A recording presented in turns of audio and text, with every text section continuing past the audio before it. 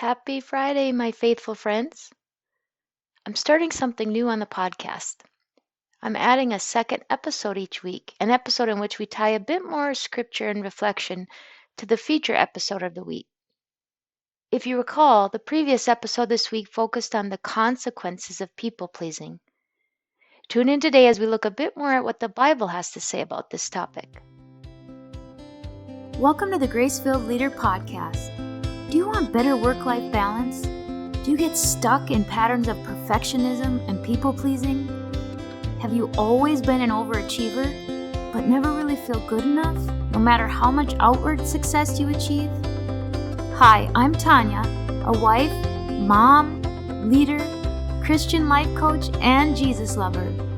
For most of my life, I tried to find worthiness through achievement, but no matter how hard I worked or how much I achieved, I never felt like I was enough. I was left burned out, empty, and exhausted. I had no time or energy for myself or my family. I needed balance. I needed peace. I finally started to live like an unconditionally loved daughter of the King, saved by grace. This faith-led podcast will teach you self-care routines and practical leadership strategies to help you navigate life and leadership. If you're ready to stop people-pleasing and start living and leading God's way, this podcast is for you. Unbutton your blazers, sister friends. It's time to get after it. Before we get started, remember we're doing a review challenge party the month of April, so do me a solid and head on over to Apple Podcasts to leave me a review. Post a screenshot of your review in the Facebook community or send me an email with your screenshot.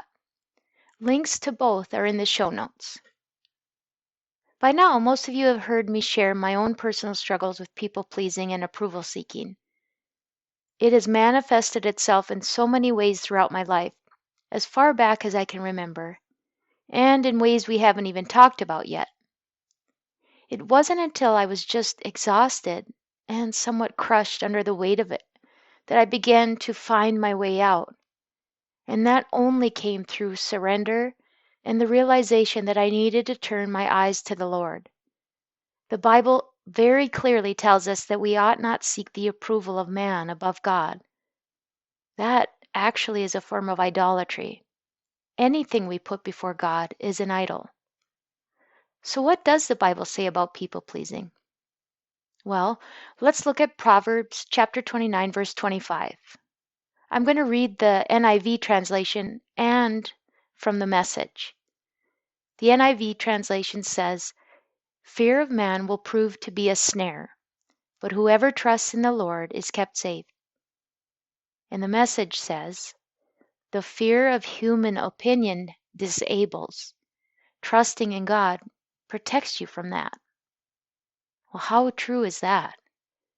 The constant search for human opinion and approval is a trap that disables us from receiving all that God has for us. We end up being spectators rather than actively participating in the abundant life that God intends for us when we seek Him first. Some people are so addicted to the approval of others, it can actually have dire consequences. Imagine that things that would never have been accomplished had people listened to the naysayers in their lives.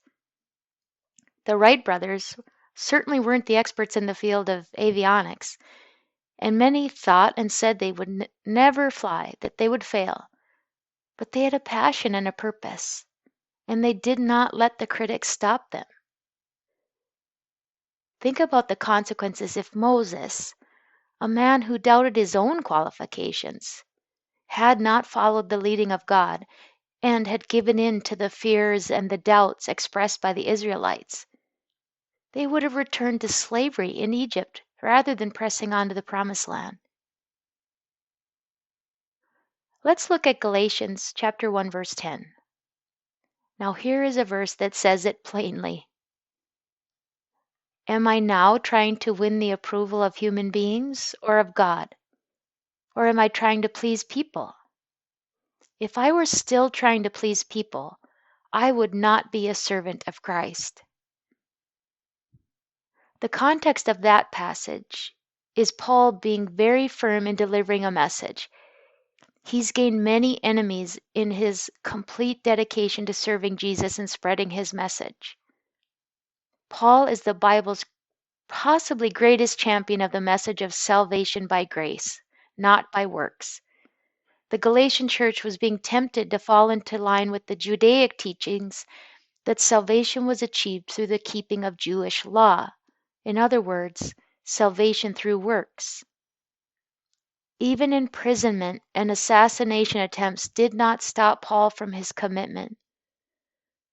While he once sought the approval of man, after his encounter with Jesus, he risks the hatred of people out of his deep desire to please Christ and spread the gospel message of salvation through grace.